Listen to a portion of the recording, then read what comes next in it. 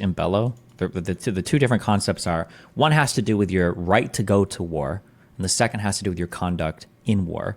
If you're familiar with both of these terms, it can help you give a better answer, because you might be able to say, for instance, I think that Israel had a right to go to war, but I believe their conduct in war is unacceptable. Or you might even say for Hamas, I think that the Palestinians have a right to resistance. I think their cause for war was righteous, but their conduct in war is not righteous. If you don't have in your mind the template for these two thoughts, it becomes very difficult, in my opinion, to navigate the conduct, or I'm sorry, it becomes difficult to navigate the conversation, because now you're stuck defending or rejecting the entirety of what's going on.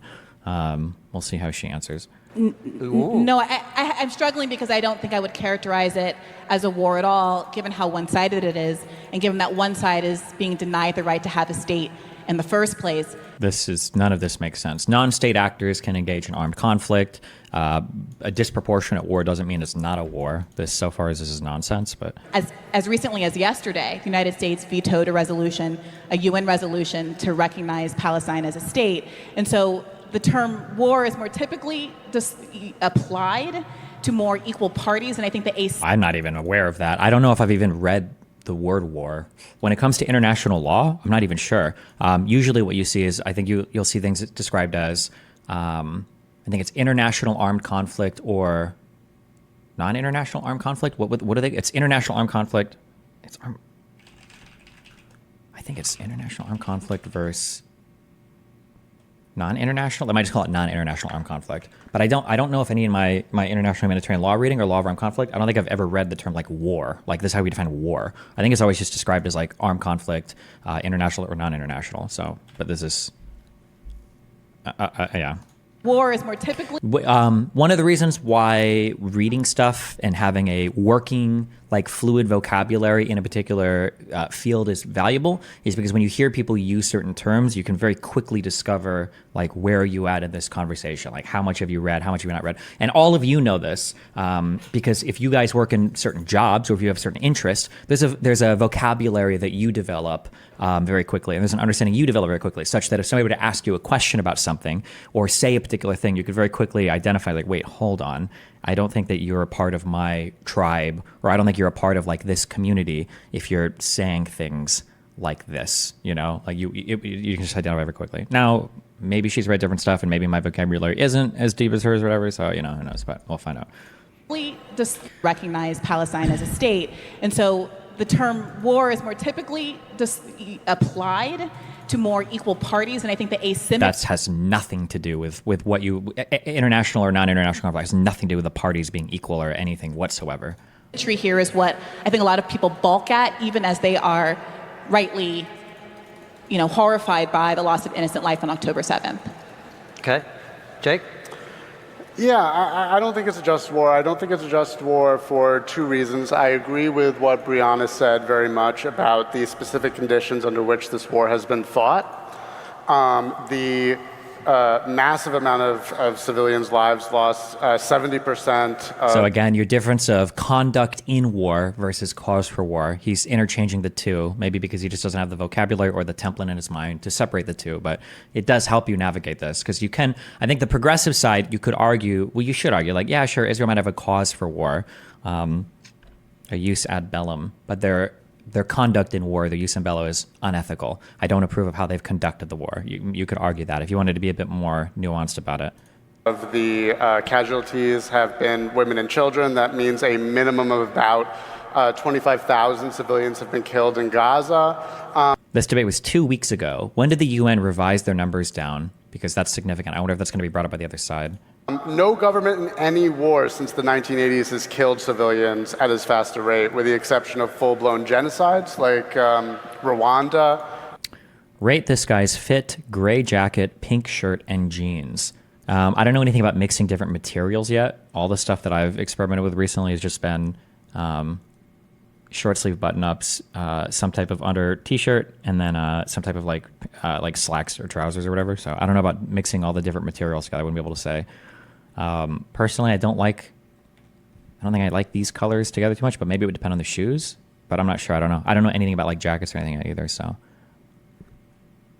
it might be fine. I'm not sure. I don't know. Don't have a strong opinion on it. or the Second Congo War, which is the bloodiest war since World War II. And this isn't some accident. This isn't because Hamas is just hiding and using these people as human shields. It's because Israel has policies that allows them to kill up to 20 civilians if it leads to the death of a single suspected junior militant. Where does that come from? These things are usually, I don't think anybody's ever officially published. Did this come from that AI article where they're trying to figure out like, oh, we think they can kill 20 for everyone? I don't know if those numbers are ever published. Why can't you just wear what you like? Where's the evidence mentality for fashion is cringe and gay. Well, I don't know. There's just things that people accept as like looks good or doesn't. There's social norms and shit. Usually clothes communicate stuff like that. And hundreds of civilians to kill a single senior Hamas commander. So I don't think that's just. There's also starvation. I mean, in the debate, we'll go through a bunch of things. But the other part of it we have to think about is what is Israel fighting for? October 7th was a tragedy. It was a massacre. It should have never happened. It should never happen again. But this conflict didn't start on October 7th. And what I hope they ask, but they won't because it's not a quick question back and forth. When someone says, oh, it didn't start on October 7th? When did it start?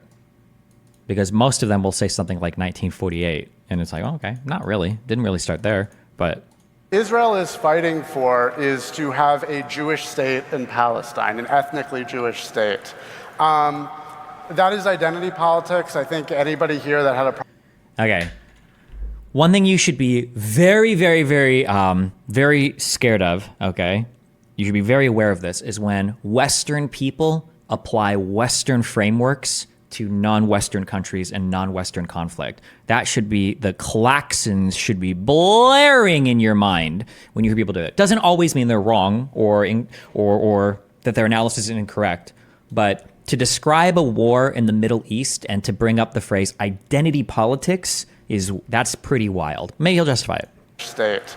That is identity politics. I think anybody here that had a problem with identity politics on any topic over the... When would you say the conflict started? There's a range. I think probably I would say 1880s is getting you close, or maybe the early 1900s, 1920s, maybe somewhere around there. Over the woke wars over the last couple of years, you shouldn't be supporting the United States sending $300 billion to, one of the most clear-cut examples of identity politics. That is an insane statement. Even if you want to use the term idpol and identity politics to say that Israel is a clear-cut example of it, like if they are, it would be in response to the idpol of the supposedly united Arab world or the supposedly united Muslim world. That's a wildly stupid statement to make. What do you consider the Western world to entail? West is it's describing like a train of thought, probably originating in like northern and western European universities and like U.S. universities and Canada. So it'd probably be like your most of Europe except for Eastern and Southeastern Europe. It would be the U.S., Canada, and then probably like New Zealand and Australia would be like the Western world, I think you would say. Can you explain what he means by identity politics? He's saying like white people or Jewish people versus whatever else. It's just, I don't know. I'm not even sure. I don't even know if I want to try to explain what he means by that. I truly don't know. We'll find out as this debate goes on.